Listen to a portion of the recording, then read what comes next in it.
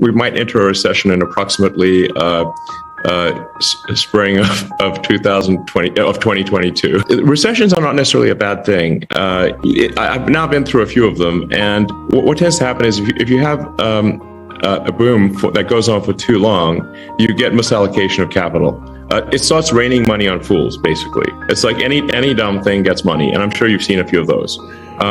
So at some point it gets just out of control, and you just have a misallocation of human capital, where people are doing things that are silly and not useful to their fellow human beings. And then those companies, there needs to be sort of an economic enema, if you will, go bankrupt, and the ones that are doing useful products are prosperous. But there's certainly a lesson here that if one is making useful product and has a company that makes sense, make sure you're not running things too close to the edge from a capital standpoint. They've got some capital reserves to last through irrational times. Because in the past, when there's been a recession, it has gone. It's amazing. It's flipped like a light switch. I mean, David, do you remember this from the PayPal, ex-PayPal days, when we raised $100 million in March of 2000.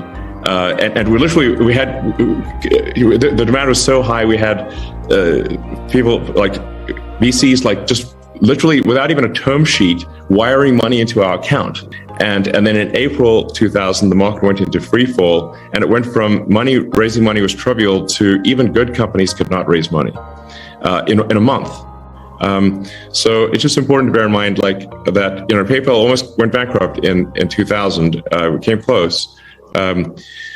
But thankfully we'd raised that $100 million in March 2000, without which we would be in game over, basically. And we kind of saw it coming. So it's like we got the ex-Confinity merger done in 3 weeks and raised $100 million.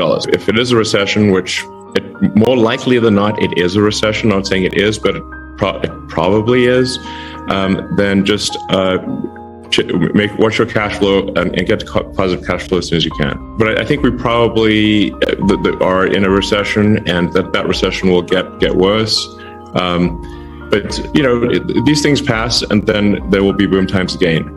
So there'll probably be some tough going for, I don't know, a year, maybe 12 to 18 months is usually the amount of time that it takes for a correction to happen. I've been thinking about money for a long time, and really it's best to think of money as an information system, primarily an information system for labor allocation,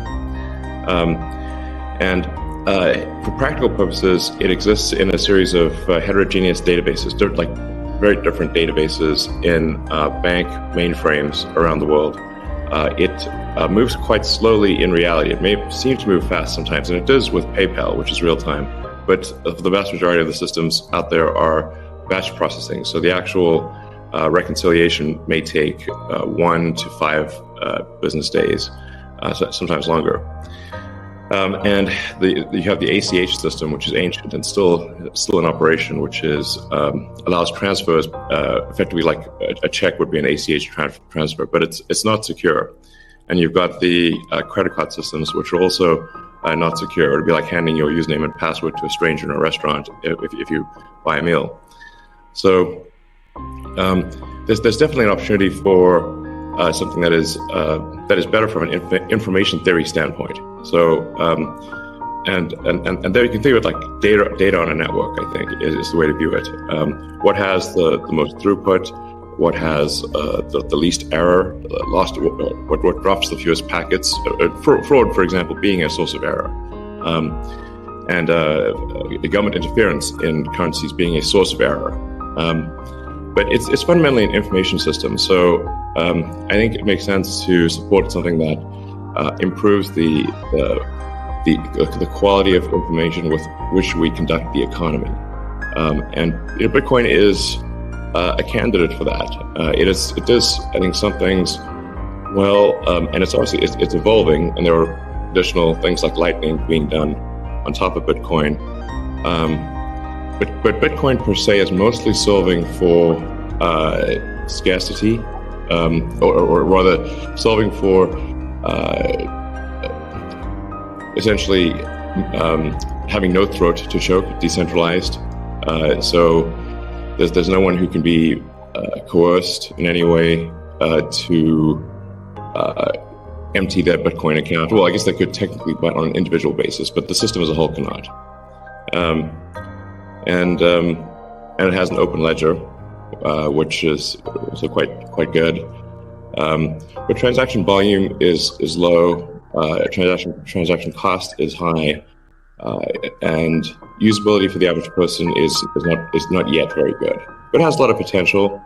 And I should say that, like, I'm not, and I apologize for taking a long time, but there certainly is a lot to say. In general, I'm a supporter of Bitcoin and the idea of cryptocurrency in general. But as I've said publicly, we do need to watch out for crypto taking, especially Bitcoin, using proof of work to maybe use energy that's maybe a bit too much and not necessarily good for the environment. So, but on balance, I support Bitcoin, and I'm not an investor. The only publicly traded stock I own is Tesla, and the only significant thing I own outside of Tesla is my SpaceX stock that helped create both companies. So, but apart from that, I do own Bitcoin, and Tesla owns Bitcoin, SpaceX owns Bitcoin, and I do personally own a bit of Ethereum and Dogecoin, of course. So.